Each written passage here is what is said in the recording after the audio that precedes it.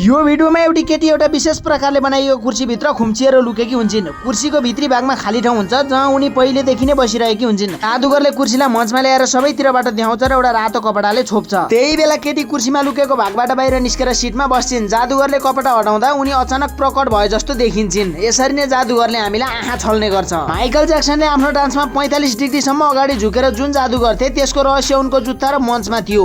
उनको जुत्ताको कुर्कुच्चामा एउटा विशेष प्रकारको स्टिल हुन्थ्यो।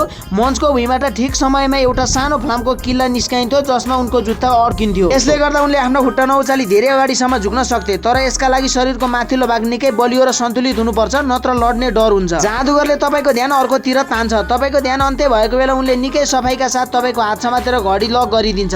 तपाईलाई घडी निकालेको पत्तै हुँदैन किनकि जादुगरले तपाईको नाडीमा हल्का दबाब दिइरहेका हुन्छन् जसले गर्दा घडी अझै हातमा छ भन्ने भ्रम हुन्छ। अन्तमा उसले बिस्तारै घडी निकालेर आफ्नो हातमा लुकाउँछ र तपाईँ अक्क बक्क पर्नुहुन्छ। के तपाईलाई यस्तै अरू जादुको बारे पनि जान्न मन छ?